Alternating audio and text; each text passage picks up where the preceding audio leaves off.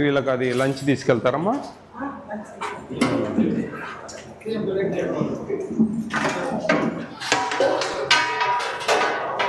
Lunch ఏం curry? ఇదివా అది అట్లే ఉన్నాయి.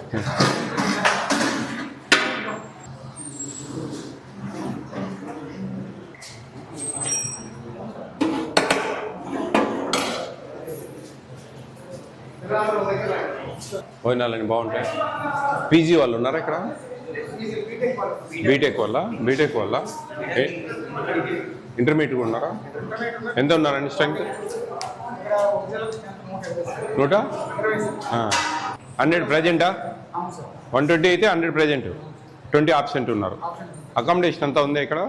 ప్రైవేట్ బిల్డింగ్ ఇది? Rented building. బాత్రూమ్స్ ఉన్నాయి అందరికీ? ఇంతమందికి యాడ్ ఉంటాయా అబ్బా ఇక్కడ? 7 ఉన్నాయా? డబ్బాలు తీసుకెళ్తారా లంచ్? ఒకటే డబ్బాలో పెట్టుకుంటారా 2 కర్రీసు? ఏరా మాట్లాడండి, ఏం చిన్న పిల్లలా మీరు? బాక్స్ పట్టుకెళ్తారా? మధ్యాహ్నం వచ్చి తినేస్తారా? ఇక్కడికి వచ్చి తింటారా?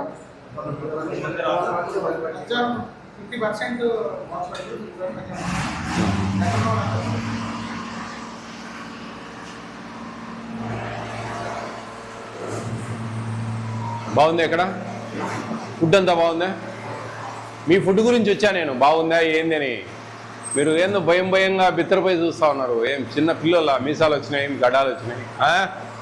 మీకు అన్నీ సక్రమంగా అందుతూ ఉన్నాయా? మెనూ బోర్డు ప్రకారం అన్నీ వస్తున్నాయా? డైలీ ఎగ్ ఇస్తున్నారా? మామూలు మీరు ఎగ్ ఎప్పుడు ఇస్తున్నారు ఇక్కడ? ఈవినింగా? చికెన్ ఉండే రోజు ఫ్రైడే అండ్ ట్యూస్డే ఆఫ్టర్నూన్ ఇవ్వండి. ఆఫ్టర్నూన్ ఇవ్వండి. 50% ఏడొచ్చి తింటా ఉన్నారు కదా. వాళ్ళు ఏమంటా ఉన్నారు? 50% తీసుకెళ్తారు, 50% ఈడికే వచ్చి తింటామంటున్నారు. వాళ్ళకి ఆఫ్టర్నూన్ ఇవ్వండి అంటున్నారు. మార్నింగ్ పోయే వాళ్ళకి తీసుకోవాలి. మార్నింగ్ ఇప్పుడు బ్రేక్ఫాస్ట్ పడితే ఉడకబెట్టండి. తీసుకుపోయే వాళ్ళు తీసుకెళ్తారు, లేని వాళ్ళు మధ్యాహ్నంలో తింటారు లంచ్లో. అట్లా. ఎందుకంటే చికెన్ ఎగ్ 2 ఒకసారి ఇవ్వాల్సిన అవసరం లేదు. అట్లా విడివిడిగా. ఏమన్నా బాగాలేనివి ఉన్నాయా మీకు ఇక్కడ? టేస్ట్ లేనివి కానీ అట్లా అన్ని బాగానే టేస్ట్గానే ఉంటున్నాయా? మీకు చెప్తే మీ కోరికలు నెరవేరుతాయి, లేదంటే మీ కర్మ. ఏదో ఇక్కడ భయపడిచ్చేది బెదిరించేది కాదు. మీరు ఏదైనా చెప్తే కొన్ని మారుస్తాం. ఎట్లా అమ్మా? మిల్క్ ఎందుకు ఇవ్వట్లేదండి? ఎందుకు ఇవ్వడం లేదు మిల్క్? అక్కడ బోర్డులో అందులో బోర్డు రాసి పెట్టారు కదా, ఉదయం 7 గంటలకు పాలని. బ్రేక్ఫాస్ట్కి ముందు మిల్క్ ఇవ్వాలండి. అన్నిటికీ అలాగంటే కుదరదండి, మీరు అర్థం చేసుకోవాలా. మనము ఆ మెనూ డివైడ్ కాకూడదండి.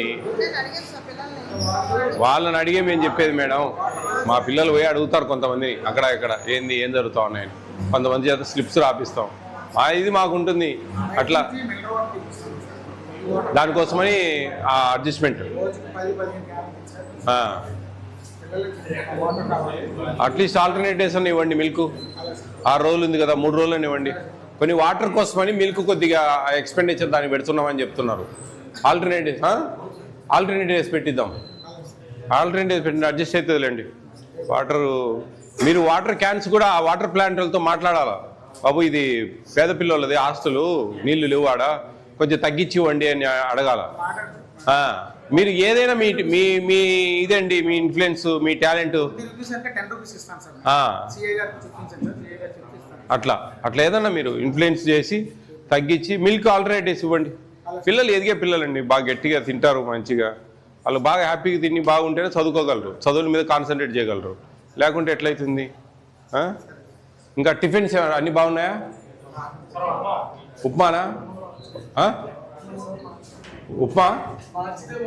ఉప్మా మారిస్తే బాగుంటుందా? ఎగ్ ఫ్రైడ్ రైస్ పెడదామా? ఉప్మా బదులు ఎగ్ రైస్ అయితే ఆ రోజు ఎగ్ ఉండదు, బాయిల్డ్ ఎగ్. ఆ ఎగ్గు సేమ్ అండి. ఉప్మా రవ్వ, ఉప్మా చట్నీ, వాటి బదులు ఆనియన్స్ ఆయిల్ బాగా ఫ్రై చేసి ఎగ్స్ ఎంతమంది ఉన్నారో అన్ని ఎగ్స్ కొట్టి వేయాలి. మళ్ళీ ఆ ఎగ్స్ మిగిలించుకోకూడదు. ఎందుకంటే బాయిల్డ్ ఎగ్ అంటే కౌంట్, ఈ కొట్టిపోసేటి కౌంట్లెస్. మీరు 10-20 తీసి పెడితే వాళ్ళ కడుపులు కొట్టింటే లెక్క. అట్లా కాకుండా అన్ని గుడ్లు కొట్టి ఫ్రై చేయాలి. ఫ్రై చేసి రైస్ వేసి మంచిగా చేసి కొంచెం కొత్తిమీర చల్లండి, అయిపోతుంది. ఓకేనా? ఇంకా బాగా చదవండి అమ్మా, మంచి అవకాశం మీకు. మీ భవిష్యత్తు మారిపోతుంది.